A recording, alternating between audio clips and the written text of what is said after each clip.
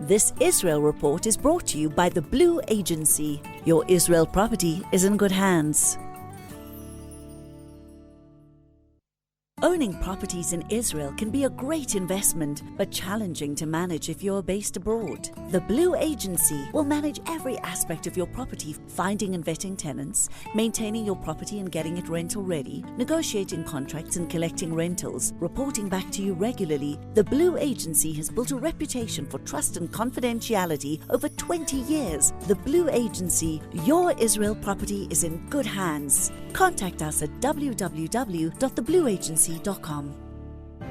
The Israel Report for the latest news and insights with Anthony Reich. Anthony Reich, Boker Tov, good morning. Hope you're well. Boker Tov. I'm watching with some interest the primaries that are going on in the US right now ahead of the midterm elections. And for those people, and I know that I'm also responsible for having said this on one or two occasions, but when we say, like, the anti-Semitism is blown out of proportion and it's just kind of, a lot of loudmouth minorities who seem to somehow commandeer the social media in particular. Well, when you look at the primaries that are going on, especially in New York City for the Congress, and you see the individuals who are winning the primaries, then you honestly see people who are anti-Israel and anti-Semitic coming to the fore once again. So where I thought that Mamdani was maybe just a flash in the pan, that there really wasn't anybody else who could have stood up against him, and if there had been a credible candidate, that they probably would have won. Well, now some of his people, some of his ilk, are being put to the fore in terms of winning primaries. So I'm a little frustrated. I mean, a little frustrated is an understatement, but when we see the hatred that comes forward, and the fact that people are using this hatred, using this anti-Israel sentiment as part of their platform, it's just astonishing that they really are being elected. Yeah, it really is. I was reading about it this morning, and it just is astounding. Talks between Israel and Lebanon took place in Washington yesterday. So what is the latest here? And could the return of Ron Arad's remains be part of this deal? Well, there's certainly talk about it. And for people who are not entirely familiar with the story of Ron Arad, he was an Israeli Air Force navigator who was shot down in 1982. And we know for a fact that when he was shot down, he managed to parachute and he hit the ground alive. And what has happened to Ron Arad since 1982 until the present day is the subject for much speculation, but we're pretty sure that he's no longer alive.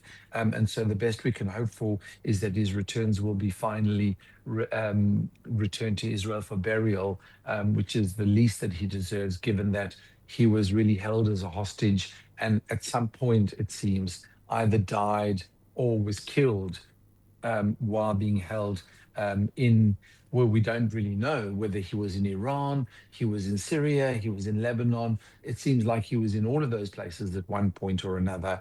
But the story of Ron Arad is really a very, very sad one. So we do hope that Ron Arad will finally be brought home for burial. But the thing that really caught my attention from the talks yesterday was the description by the Israeli ambassador Yechiel Leiter, who is one of the main protagonists in these discussions, and he says that these talks are heading for a train smash. That was the word. That was the way that he described it, and it seems a little pessimistic to describe things like that when he's really engineering at least one of the tracks of the talks. And essentially what he was saying is that he feels like that because of the fact that Iran's fingerprints are all over these talks. In other words, the talks seem to really focus a lot on Hezbollah and the Hezbollah withdrawal zones, even though Hezbollah is really not a party to these talks. And interestingly, Lebanese President Joseph Aoun was at the talks, and he opened by calling upon Israel to vacate what he calls their occupation in southern Lebanon. But we do know that the real pretext for these talks is to somehow find a way to replace Hezbollah in southern Lebanon, that they are the main obstacles to peace. But it seems as if, though, what's going on in Switzerland and the talks between Iran and the US are really overshadowing the talks in Washington. And that's really the most concerning aspect of all of this, that, while Israel and Lebanon are talking directly to each other about talks between Israel and Lebanon, which seems the most logical thing for them to do and the most logical parties to be involved. Unfortunately, what's going on between the US and Iran has a great influence. And because, of course, Iran's influence over Hezbollah, and because of Hezbollah's influence over not only southern Lebanon, but Lebanon in general, it all kind of seems very difficult. So Yechiel later is saying the Lebanon talks are, he describes them as a train wreck, actually. They're a train wreck. This is already the fifth round of talks between the two countries. And I don't know that we can really agree that there's been much progress. So while we are happy that the two countries are talking and that there is space, there is some common ground and place for us to keep these discussions going, and I think it is important, even though other things are happening which are very influential, I think it's important that these discussions do continue. But unfortunately, doesn't seem to be much place for progress here. What I don't really understand is all this talk about Israel being in Lebanon. It's obviously clear why Israel has a need to be there, but why is there no talk about why is Hezbollah there? What are they doing there in the first place? What reason do they have to have a foreign army in another country? It's like everybody continues this discussion and almost creates this fiction, but the most basic thing is that Hezbollah has no right to be there. Well, yeah, I think it's difficult for us to make a judgment about whether they have a right or not right to be there. I mean, obviously, Lebanon is a country for the Lebanese, and you're right to say that Hezbollah is like an implant into Lebanon, and doesn't seem logical. It doesn't seem logical that Hezbollah have this huge influence. But of course, this is Iran's influence, and the Lebanese civil war that has been ongoing and that took place some years ago, started some years ago, really ruined all of what was going on in Lebanon. Why is Hezbollah in Lebanon? Well, I think it's pretty clear that Iran is trying to create a series of proxy armies to surround Israel, to ultimately remove Israel. So really, this is much, much less about what's going on in Lebanon, and it's much, much more about a foreign army that has been put in a convenient location to try to eradicate Israel. And unfortunately, in the process, has really created a lot of havoc internally in Lebanon. A civil war ruined a country that really had a lot going for it, and a potential peace partner with Israel, which of course is exactly what Iran was trying to avoid. Or prevent, at least. And in terms of the talks between the US and Iran, how is that now? Because we spoke about Lebanon and Israel in Washington or in the US, and now there's obviously US and Iran. How is that progressing? Well, in a concerning sort of way, I suppose, because the latest thing that the mediators have announced, this is Qatar and Pakistan, who are the mediating countries.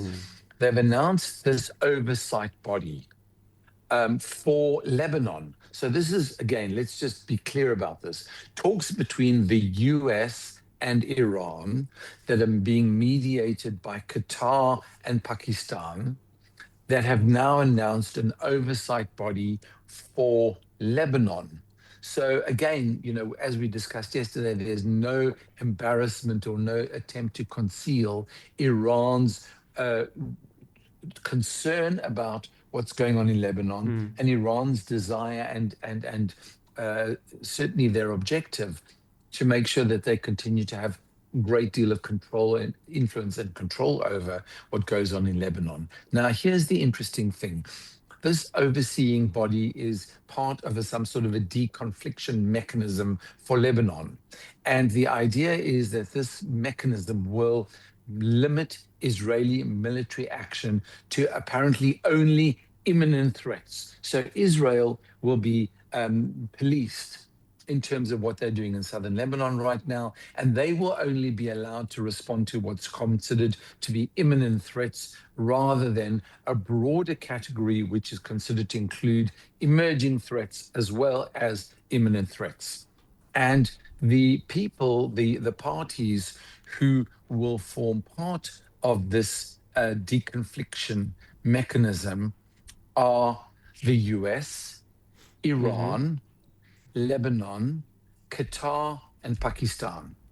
Those are the countries that will be deciding whether Israel is acting appropriately in southern Lebanon and responding to only imminent threats rather than emerging threats. And Israel's voice in this particular deconfliction mechanism is not being heard at all. Israel doesn't feature anywhere in all this, but the idea is to somehow make sure that Israel behaves in a certain way. So this is really very, very absurd.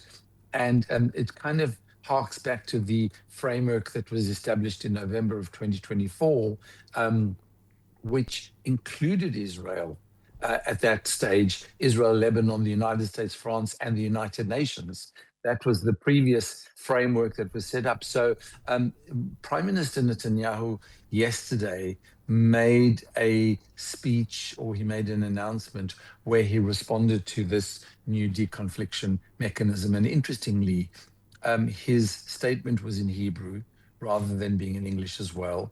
And his statement was pretty clear that Israel's activities and Israel's operations in southern Lebanon remain unchanged, and that Israel, and he specifically made the statement, Israel will be responding to imminent threats as well as emerging threats, and that nobody, not even this newly formed or newly announced deconfliction mechanism, will limit Israel's rights and Israel's operations in southern Lebanon.